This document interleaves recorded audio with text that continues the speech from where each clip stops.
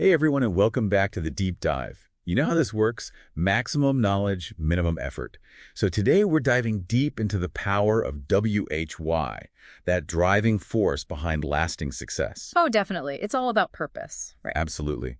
And our guide for this deep dive is Simon Sinek's Start With Why, a book that really makes you think about, what motivates people. Yeah, it's fascinating. Sinek's main point is that people don't just buy what you do, they buy WH why you do it. It's about connecting with that deeper purpose. Right, like have you ever bought something and you just knew it felt right, even if you couldn't explain exactly why? All the time. That's exactly what Sinek is talking about. There's a deeper psychology going on there. Totally.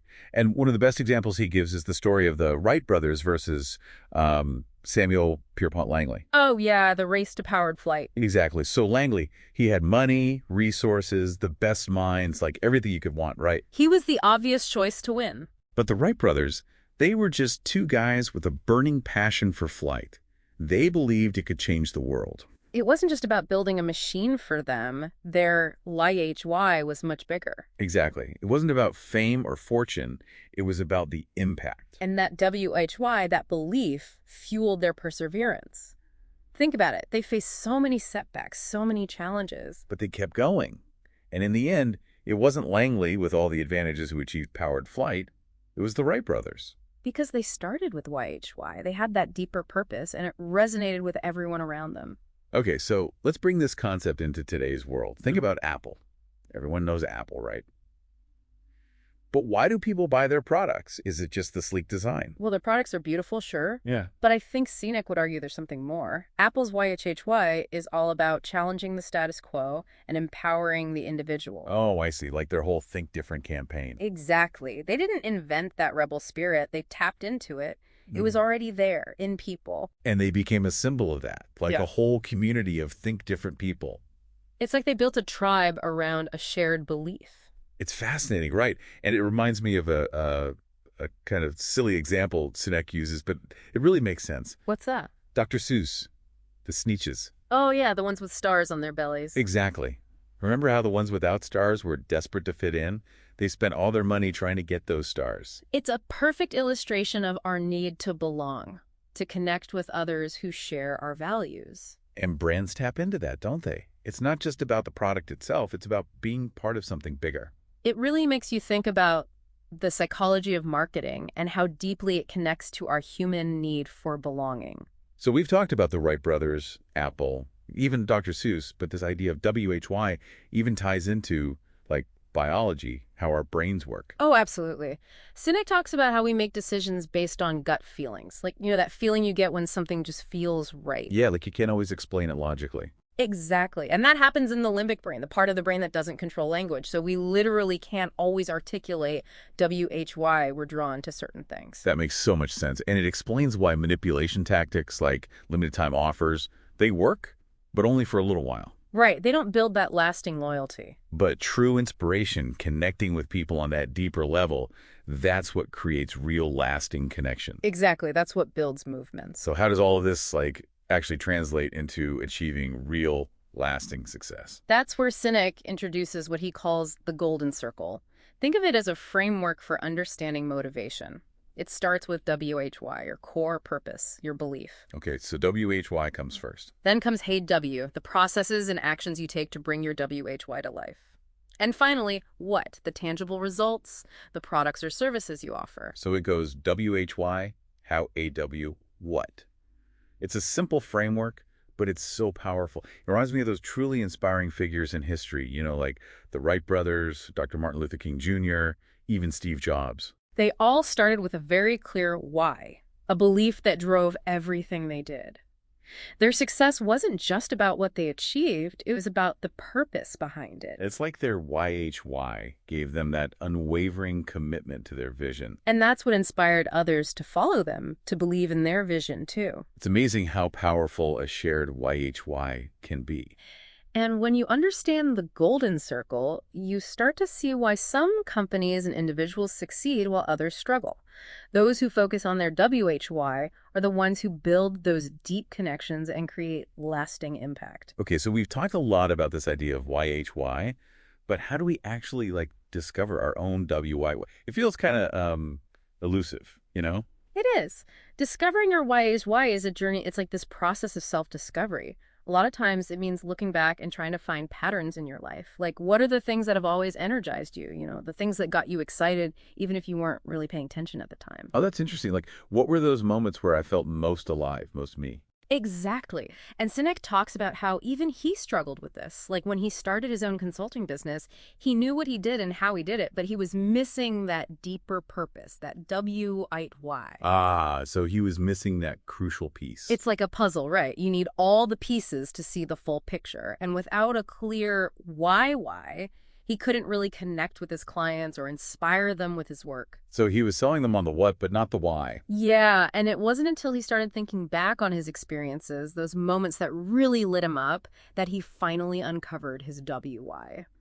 It's fascinating how it's not something you invent, Yeah, You yeah. sort of uncover it. It's like an aha moment where everything clicks. Totally. And that's what it's all about, understanding your values, your passions, the things that truly fulfill you. Sinek uses this great analogy of a race. Like, imagine two runners.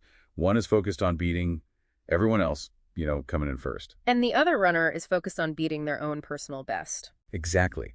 So the first runner, they might get that glory, that external validation, but is it really fulfilling? Probably not, because their motivation is all external. It's about proving themselves to others. Right. But the second runner, they're driven by something deeper. Yeah, it's intrinsic motivation. They're constantly striving to improve, to push their own limits. So it's more about the journey than the destination. It's about growth, self-discovery, and that's what makes it sustainable and truly fulfilling. And, this applies to companies too. What if instead of trying to beat the competition, companies just focused on being better than they were yesterday? Oh, I like that. Like constantly evolving and improving, but in a way that's true to their own why.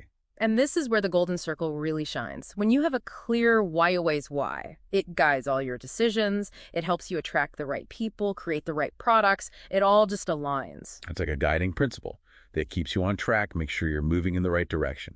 Exactly. Like if your why is to empower individuals, then you're not going to create products that limit people's choices. You're going to build things that give them freedom and a sense of ownership. That's what companies like Apple do so well. They're not just selling gadgets, they're selling a belief system. Right. It's about attracting people who share that same why. But communicating that why, especially as a company grows, it can be hard. It's like trying to maintain that clarity. So how do you make sure your why doesn't get lost in the noise, especially when you're growing? Sinek talks a lot about discipline. It's not enough to just know your why, you have to live it every single day. Make sure everything you do reflects that purpose. So it's about walking the walk, not just talking the talk. Right. And he gives this great example of Bridgeport Financial, a debt collection agency. Now, most people think of collection agencies as being pretty aggressive. Oh yeah, not exactly known for their warm and fuzzy approach. But Bridgeport Financial, their why was to treat people with respect, to understand their stories, and help them find solutions. They trained their agents to listen, to empathize. So they totally flipped the script. And the results were amazing. They collected more debt than the industry average, but they also built stronger relationships with their clients. Wow, so people were more willing to work with them because they felt respected and understood. Exactly. And it just shows that even in industries that aren't usually seen as, warm and fuzzy, there's always room for why. It's about finding that deeper purpose, that human connection. And it makes me think, what if companies shifted their focus from just beating the competition to, like, measuring things like employee happiness and customer satisfaction? Yeah, focusing on the human element, the things that really matter. Sinek talks about a CEO, Dwayne Honor, who actually penalizes employees for staying late. They have to clock out between 5 and 5:30 p.m. or they lose their bonus. That's crazy. But I guess it's about creating a culture where work-life balance is truly valued. Yeah, it's about recognizing that employees have lives outside of work. And you know what? Their productivity's up, turnover is down, and they're considered one of the best places to work. So it's a win-win. Yeah. But, as companies get bigger, it can be tough to keep everyone connected to that shared purpose. Totally. It's like a game of telephone. The message can get distorted. Sinek actually compares a growing organization to a megaphone. The leader is the voice at the narrow end, amplifying the why, but as the megaphone expands, that voice gets further away. Yeah, when a company is small, everyone's close to the leader, they hear that why directly. But as it grows, there are new layers of management, communication gets more complex. And the WHY can start to fade. Right, like the signal gets weaker the farther it travels, so you need to build a megaphone that works, you know? You need systems and processes that keep that why strong. What about symbols? Like, could a company logo be a symbol of the WHY? It absolutely can. Sinek says your logo is like the visual representation of your WHY. It's what people instantly recognize. But how can a logo convey something as complex as a company's purpose? A good logo is more than just a pretty design. It should be infused with meaning, it should tell a story. Like the Apple logo, for example. Exactly. It's not just a random apple. It represents innovation, thinking differently. Or think about Harley Davidson. That logo is all about freedom and rebellion, living life on your own terms. People even tattoo that logo on themselves because it speaks to something deep inside them. That's powerful. So every company should be thinking about how their logo, their messaging, everything they do reflects their WHY. Absolutely. It's about creating a holistic experience that's aligned with your values. And to help with that, Sinek talks about something called the celery test. Imagine you're at the supermarket, you've got a cart full of celery and rice milk.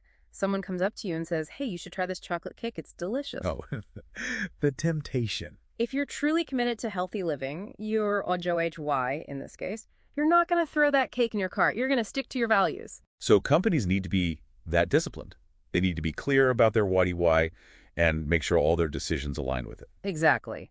Even if it means saying no to a short-term opportunity. It's like when Volkswagen tried to launch a luxury car, the Phaeton.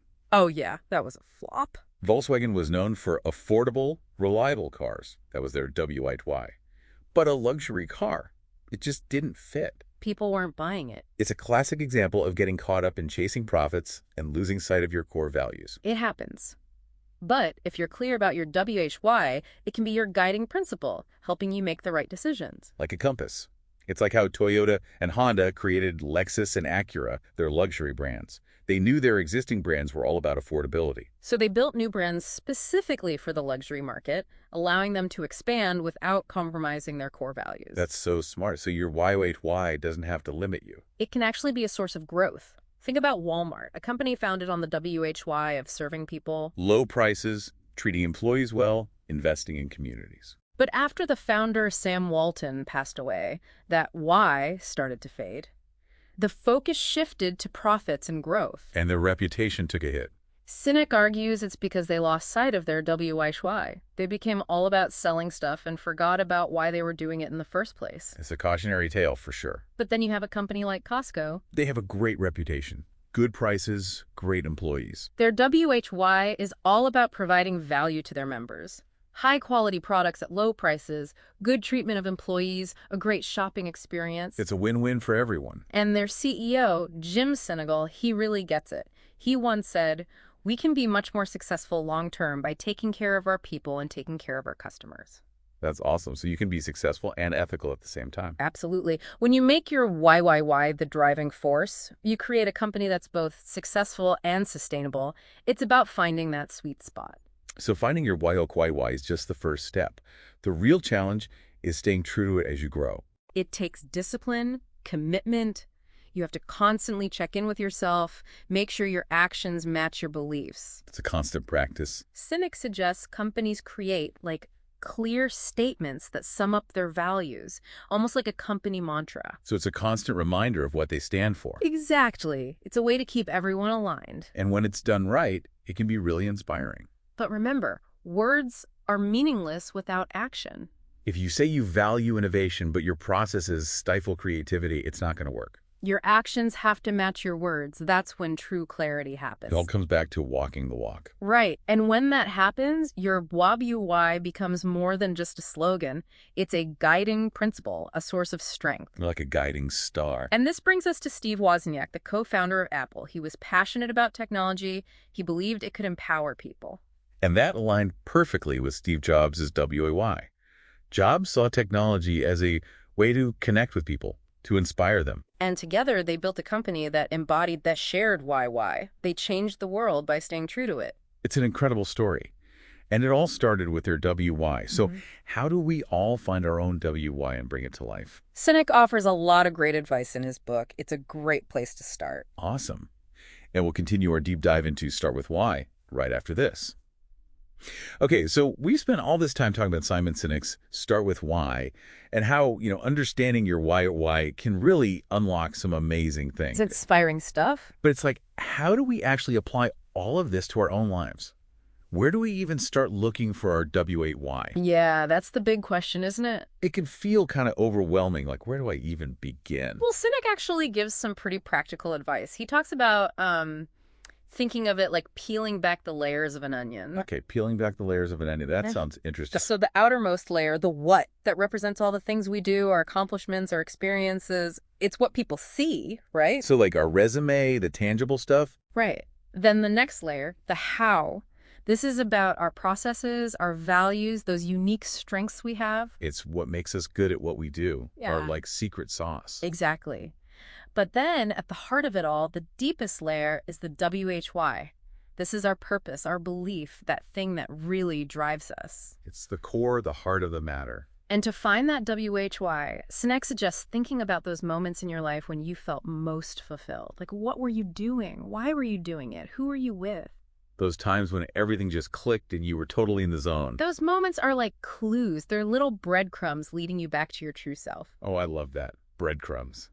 Sinek also says to think about the people who have inspired you. Like, what was it about them, their message, their actions that really resonated with you? It's probably because they were living their WHY and it like spoke to something deep inside you too. Absolutely. Like, think about all the amazing people we've talked about today. The Wright brothers, Dr. King, Steve Jobs, they all had this powerful why. And it inspired others, right? It brought people together. That shared belief, that's what makes a movement, a company, anything truly successful. And it makes me realize finding your YAY isn't like a one-time thing. It's this ongoing journey. It's about being curious, being open to new experiences. And once you do understand your YHY, then the real work begins.